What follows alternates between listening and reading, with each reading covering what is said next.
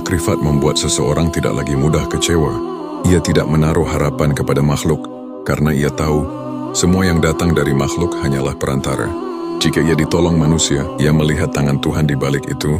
Jika ia dikhianati manusia, ia pun melihat rencana Tuhan di balik luka itu. Ia tidak menolak siapapun, tapi juga tidak menggantungkan diri kepada siapapun. Ia mencintai tanpa melekat memberi, tanpa berharap kembali. Hati seperti ini menjadi ladang tempat tumbuhnya keajaiban, karena doa yang keluar dari hati yang makrifat bukan lagi sekedar permintaan, melainkan perintah halus yang dikeluarkan oleh kehendak Tuhan melalui dirinya. Doanya tidak perlu keras, cukup lirih, bahkan cukup dalam diam, karena alam semesta mengenal bahasa hatinya. Rahasia paling lembut dari makrifat adalah kesadaran bahwa segala sesuatu sudah selesai. Segala yang kamu perjuangkan, segala yang kamu takuti, segala yang kamu kejar, semuanya sudah tercatat dalam ketentuan yang sempurna. Engkau hanya sedang berjalan melewati naskah yang sudah ditulis oleh kasih Tuhan. Ketika engkau memahami ini, engkau akan berhenti cemas tentang masa depan. Karena engkau tahu setiap langkahmu sudah dituntun ke arah yang seharusnya. Ia menjalani hidup dengan kesadaran bahwa semua langkahnya sudah berada dalam genggaman Tuhan. Maka setiap jatuh pun menjadi bagian dari tarian yang indah. Tanda orang makrifat juga bisa dilihat dari bagaimana ia menyikapi kehilangan saat sesuatu yang ia cintai diambil. Ia tidak panik, ia menangis ya, tapi air matanya bukan air mata penyesalan, melainkan air mata kerinduan, karena ia tahu yang hilang sebenarnya hanya bentuk, bukan makna. Yang percayai bahwa tidak ada kehilangan di sisi Tuhan. Yang ada hanyalah pemindahan dari satu keadaan ke keadaan lain yang lebih sesuai dengan kehendaknya.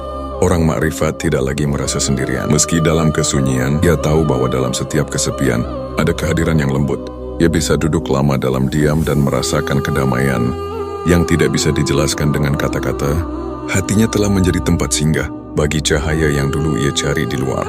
Dan ketika cahaya itu telah menetap, dunia luar tidak lagi mengguncangnya. Makrifat juga menumbuhkan rasa syukur yang tidak bersyarat.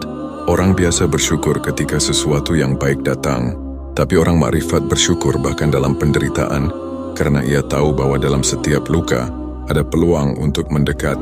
Dalam setiap ujian, ada pesan cinta yang ingin disampaikan. Ia tidak menunggu bahagia untuk bersyukur. Justru syukurlah yang membuatnya bahagia. Dan yang paling dalam dari semua tanda itu adalah cinta.